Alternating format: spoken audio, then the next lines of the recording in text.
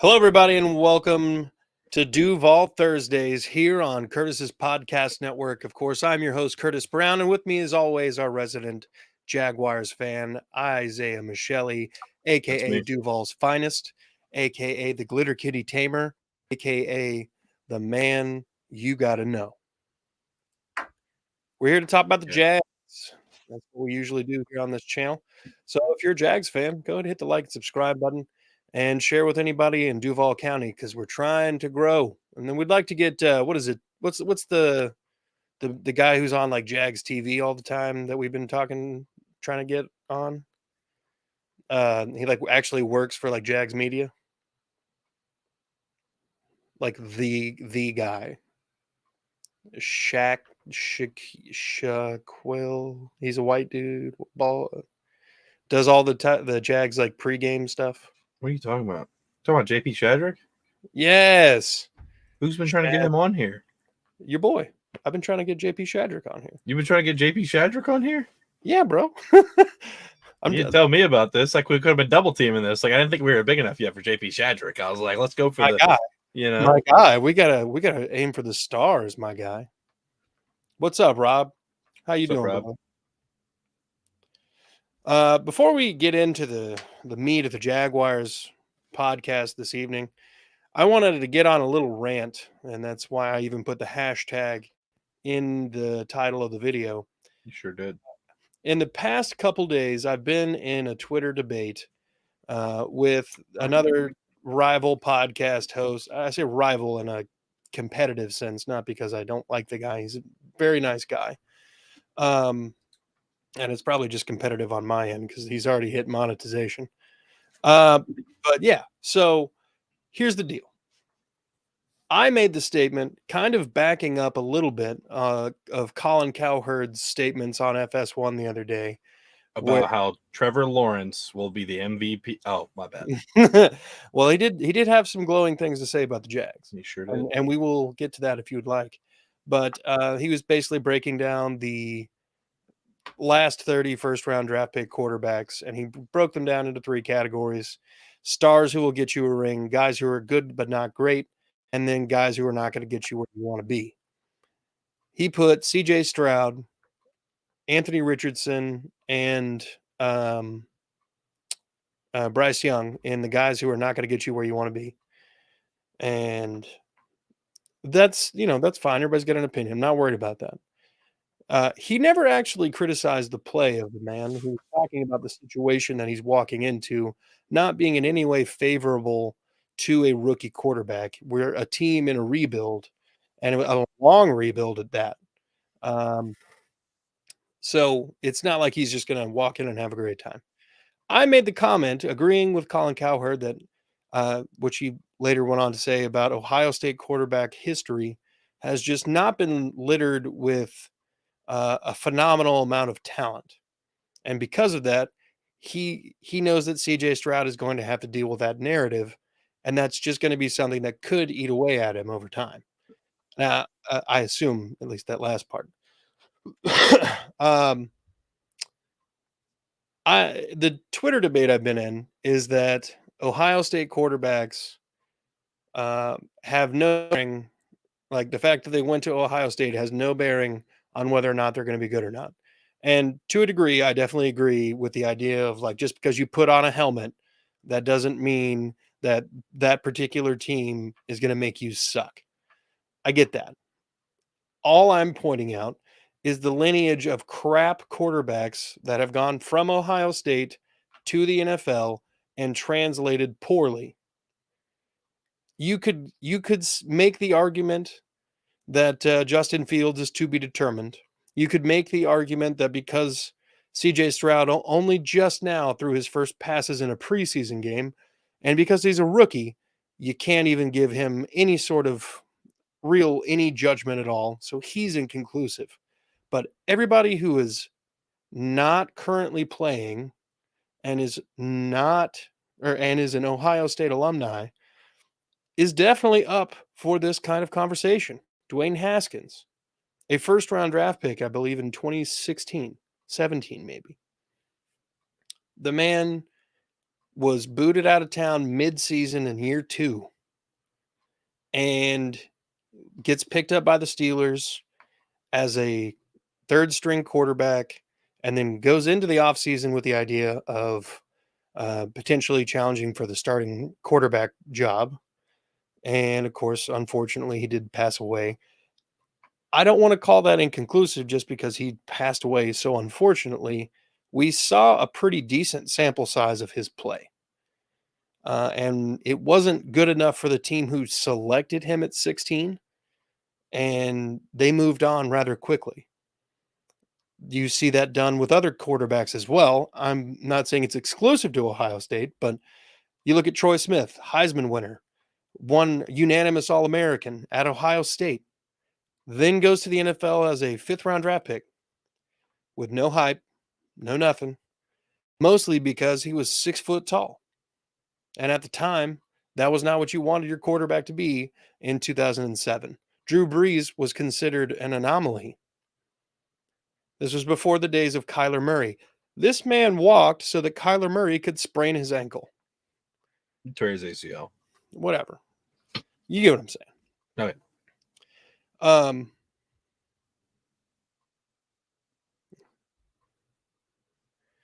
Yeah. I'm reading Robert's comment. He also named a QB that has passed on and a QB that died. So, yeah, he'll never make it. There are 4 first-round draft pick quarterbacks in the history of Ohio State since like 1986 or something. And 2 of those have done nothing. 1 is inconclusive and 1 is a rookie. All the state is that prior to the modern day, historically speaking, Ohio State quarterbacks do not do well in the NFL, regardless of when they're taken. I'm not saying CJ Stroud is necessarily going to be that path, but I needed to address this. Murray won't make it in the league now. You're right, Robert. But with that, I will conclude my rant, and let's get into the Jags talk. Let's talking Jag, all right? By the way, during the season, we will be changing our DUUUVAL Thursday format, and we'll be going with Third and Teal, and that'll be the new show name going forward. That was Isaiah's idea long ago, but I wanted to be weird and have day-specific pods, so because scheduling and such. Anyway, let's talk about some camp heroes for the Jacksonville Jaguars. Yeah. Who's been stepping up and showing out now that the pads are finally on? People. Calvin Ridley's looked, as advertised, if not better. Steve Smith came out and watched, and he was super impressed with him as well. Cooper Hodges has been dominating in practice and one-on-ones and in team drills. He's been getting reps in there. He put some pretty good blocks on Devon Hamilton, too, who's been giving Brandon Scherf fits all camp. We've got Anton Harrison ever since he had a shoulder injury for a couple of days. He's back. He's been looking great. Parker Washington's been looking good in one-on-one drills for the most part. Defense, Antonio Johnson, Greg Jr., some of those young guys. Greg Jr. is a second-year player who's developing pretty well. Yasir Abdullah's looked pretty decent during camp. There's a lot of young guys that are getting reps. Lacey had some pretty good plays versus the second team the other day. Now the pads are on. You're getting some bumps, bumping, thumping tempo, and they're getting some tackling in there. Tank Bigsby broke off a 70-yard touchdown run yesterday or the day before, I believe. I mean, they're getting some real work in. So those are kind of my guys to look out for right now in terms of the young guys in Ridley. What was it that you were saying ETN said about Tank Bigsby? Yeah, ETN said that the thing he loves about Tank is that there's no drop off whatsoever when Tank goes in and ETN comes out. So that's big praise from a guy like ETN. Yeah, I mean that's definitely what you want. You want your running backs, and especially when you've used as much capital lately on running back rooms as the Jags have, You want those guys to be benefiting the entire team and really not having a drop off. That's fucking exciting. So what else has been going on? The Jags are just jagging around or jagging Just off? jagging off a little bit. My buddy actually sent me. My buddy works in the loan department he's a loan officer at the bank I work at, and he sent me a picture of a guy's name. His last name was literally Jakovsky, like Jackofosky, Jakovsky. Oh my god. Yep. That guy got bullied in high school. And he was in the military, so he Oh, definitely yeah. got bullied in the military too.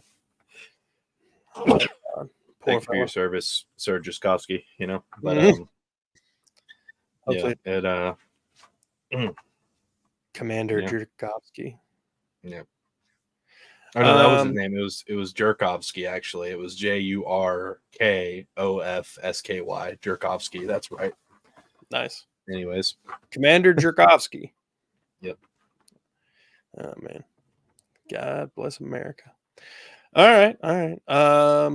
Let's talk about preseason game expectations.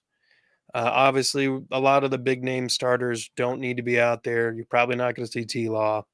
You're going to see a lot of these guys who are T-Law's playing. T-Law's going to play? Yeah, Doug Peterson already said all the starters are going to play probably at least the first drive, potentially part of the second drive. Hell yeah. Yeah, he said 1 to 2 drives for the starters. I wouldn't be surprised if they leave the O-line in for at least an extra drive or two after their main starters come off, just get some more reps, and especially with Anton Harrison, Walker Little, and Luke Fortner, the young guys there. They might swap in some guards to play a little bit, but I think those guys will get some extra reps. We have a lot of wide receivers right now, so Kevin Austin Jr., Parker Washington, Tim Jones, Elijah Cooks, those guys are going to get a lot of reps. We got to kind of start dwindling down the tight end room. Running backs, we got a million of them. But, yeah, they did say that the starters will be playing 1 to 2 drives in that game. Okay. I actually saw a video the other day of Brenton Strange catching a one-handed pass. The video caption was like shoestring catch with like the eye, but it was still like 2 feet above the ground. And I was like, I don't know if that's shoestring. I mean, he had to bend down for it. So. I mean, maybe he's got enormous feet or something, but we'll call it that. It looked good. It was a good pass. Good, really good effort on that catch. I'm excited to see him. Who are you excited to see the most? If you had to say offense and defense. Defense, I'd say either Antonio Johnson, Yasir Abdullah, or Gregory Jr., just because I'd love to see Gregory Jr. and Antonio Johnson step into the slot role and kind of start playing well. Or as Yasir Abdullah, I want to see what kind of pass rush we can generate with him. Offense, I would say probably Kevin Austin, Cooper Hodges. They're be my 2 guys. Okay. What I don't even know who the Jags are playing in the preseason. That's how little effort I give during the preseason with scheduling. Cowboys this Saturday. Oh God, beat the Cowboys. I know it's preseason, and even if you guys lose like 31-0, it's not that big a deal. But I don't ever want I don't want to see the Cowboys win. See Titan Fox. What's up? Yeah, Curtis always aiming for the stars. I'm trying. I gotta pull what I can. It's difficult. For whatever reason, a lot easier to get Titans and Texans people than it is Jags or Colts. But anyway, wait, are the Texans playing right now? Yes. Yeah, CJ Stroud was 2 for 4, an interception, and 14 yards. UCF Jaguar put a bet that Stroud, and part of the bet was that Stroud would have 13.5 interceptions. And he said CJ Stroud came out through a drive or threw a pick on the first drive. I'm feeling good about this bet. Like throughout the whole preseason or something? Season. The whole season? It's a parlay for the season. Okay. It's Ridley 892.5 yards or high. He put higher on that. He put Evan Ingram over 4 touchdowns. T-Law over 4,020.5 passing yards. CJ Stroud over 13.5 interceptions. Bijan Robinson over 8.5 rushing touchdowns. Okay. All right. I mean, I feel like all of those are pretty attainable. Yeah, like the Jaguars one seemed pretty low. Yeah, but those are probably the safety ones. He's probably taking some riskier. I guess the touchdown ones are a little riskier, especially when you don't know if people are going to get hurt or not. But Oh, that's what my friend sent me earlier. what? He said overreactions incoming, but like the quality of the video when I hadn't clicked into it looked like it was like an old ass fucking play from the NFL. But it was that one. Oh. But yep. Good for him. Hey, welcome to the NFL, Rook. I'm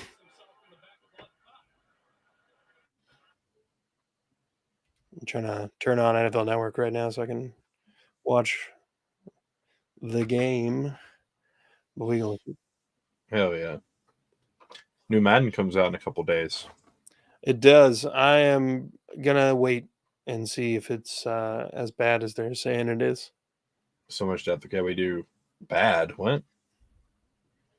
Yeah, Everybody's been saying it's better than 23. yeah, but 23 was hot garbage. I mean, for last gen, I mean, it was a there's lot better on next gen. still, from what I'm hearing, most of the people are playing it on next gen and complaining about it. Oh, I mean, it's not great by any means. It was definitely better than previous entries.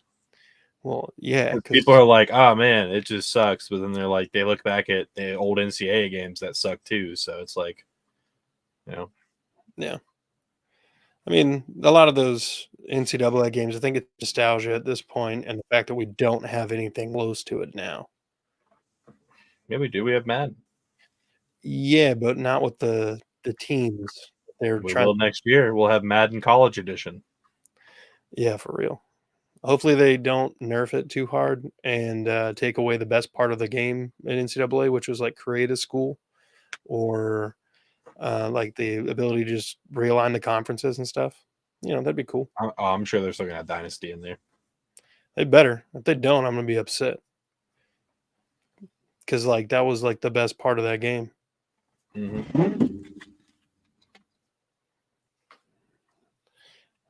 Houston's winning 13-3. Nice. Yeah, they couldn't move the ball at all with CJ Stroud, and then Davis Mills comes in and throws a 24-yard pass to Tank Dell. Yeah, he had a really amazing catch that they probably would not have called a touchdown in the regular season, but it was amazing. Caught a calf.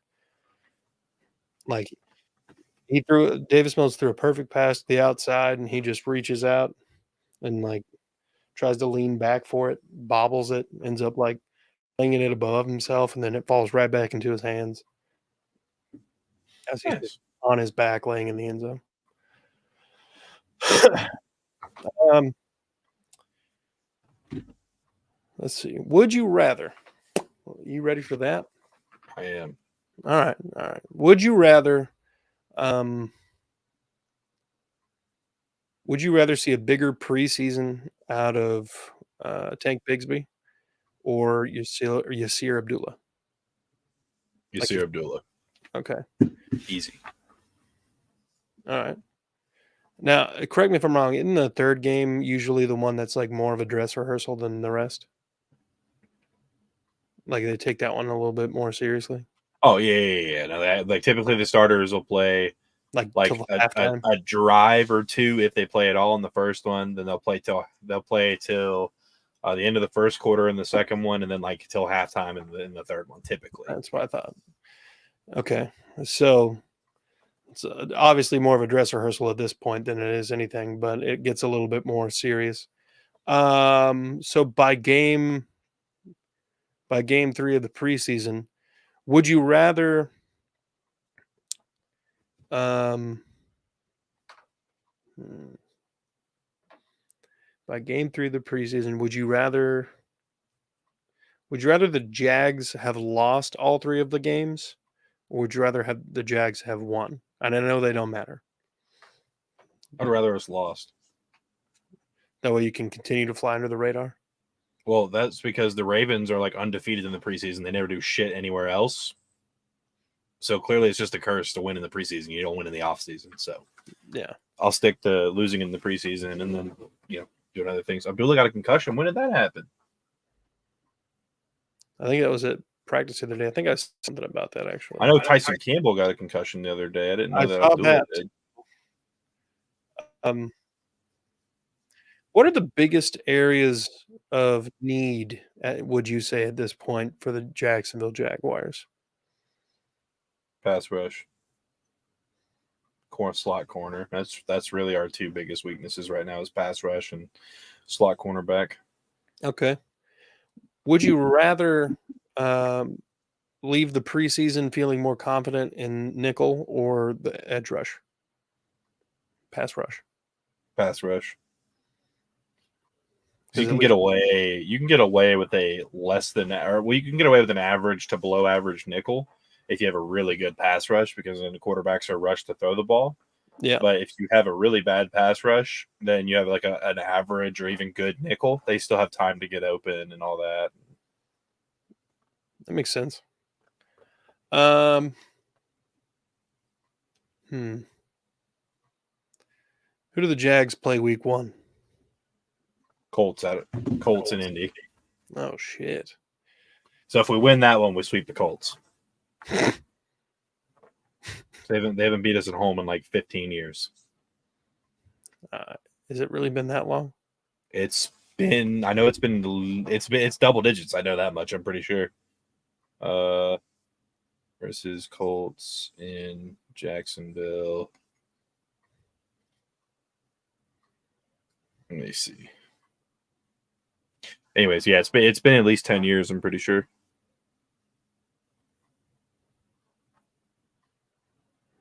Since Luck retired? Or no, I guess there was a year that Luck even lost in Jacksonville too. We've also beat them the last 5 times we've played them. Oh damn!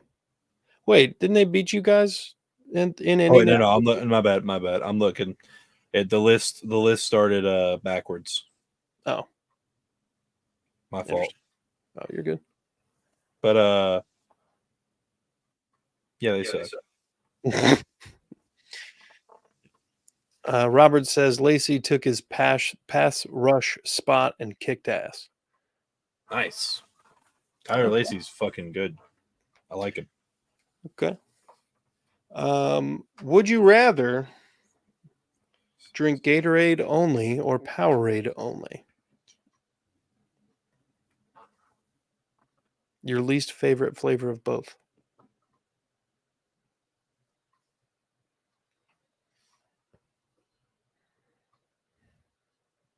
I'm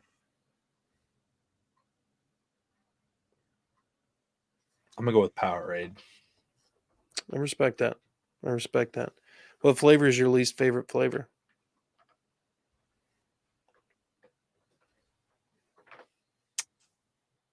I don't know the name of it, but I know they have some like weird mixed ones.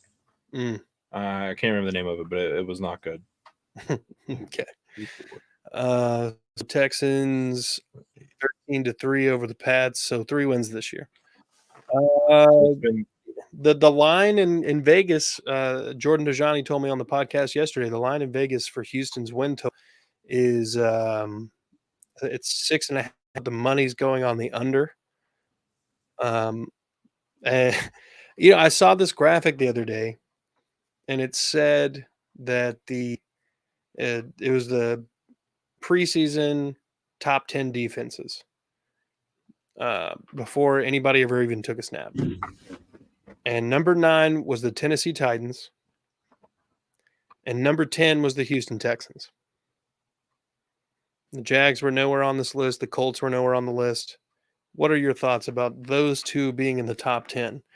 And yeah. I don't think either of them belong in the top 10. I know Jacksonville finished like 25th in overall defense last year. So, I mean, them not being in the top 10, I'm not surprised. We really didn't add that much, honestly, this offseason outside of draft picks. Right, but Houston was number 30.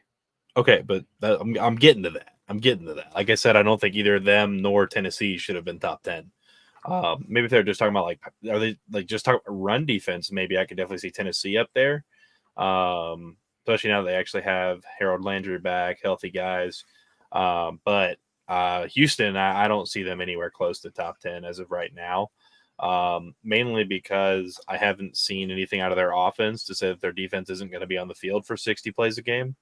And that's kind of part of it too, is they might have been a better defense last year, but when they were on the field constantly because of turnovers and short drives and everything, that dwindles down to defense. Yeah. I think Jacksonville is going to be better this year because we're also going to extend drives more. We have a true number one. More people are going to get open, different stuff like that. But no, I don't think either of those teams should be top 10,